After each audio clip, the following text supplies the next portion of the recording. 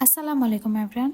ডিম ছাড়াই যে এত পারফেক্ট আর মজাদার একটি মায়োনিজ তৈরি করা যায় সেটা এই ভিডিওটি না দেখলে আপনারা কখনোই জানতে পারবেন না। এই মায়োনিজটি তৈরি করার জন্য আমি এখানে 1 কাপ পরিমাণ ঘন তরল দুধ নিয়েছি। দুধটাকে আমি জাল করে একটু ঘন করে নিয়েছি, আর ঘন করার পর দুধের মধ্যে যে সরটা পড়ে সেটা সহই কিন্তু আমি এই দুধটা নিয়েছি। এখন এখানে অ্যাড করছি 1/4 কাপ পরিমাণ গুঁড়া দুধ। তার সাথে অ্যাড করব রসুন কুচি, 3টি রসুনের কোয়া কুচি করে ব্যবহার করছি। এখন এখানে অ্যাড করছি 1 চা চামচ পরিমাণ কালো গোলমরিচ গুঁড়ো,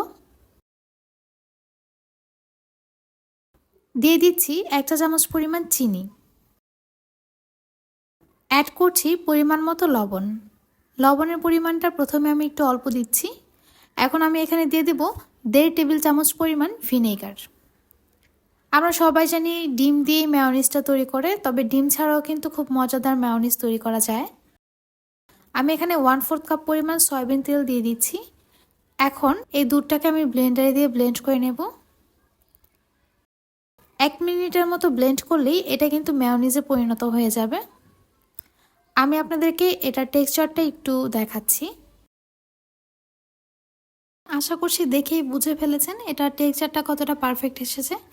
আমি মেয়োনিজটা একটু টেস্ট করে দেখেছিলাম, আমার কাছে মনে হয়েছে এখানে আরও একটু লবণের প্রয়োজন, তার সাথে আর একটু ঝালেরও প্রয়োজন, আর এই জন্য আমি কিছুটা চিলি ফ্লেক্স এখানে অ্যাড করেছি, আর দিয়ে দিয়েছি লেবুর রস, সাথে সামান্য পরিমাণে লবণও অ্যাড করেছি।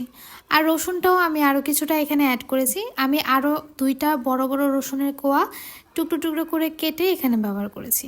এখন আবারও প্রায় 40 থেকে 50 সেকেন্ডের মতো এটা ব্লেন্ড করে নিয়েছি। আর এই পর্যায়ে এই মেয়োনিজটা কিন্তু তৈরি হয়ে গিয়েছে। দেখতেই পারছেন কত পারফেক্ট একটা মেয়োনিজ তৈরি হয়ে গেল।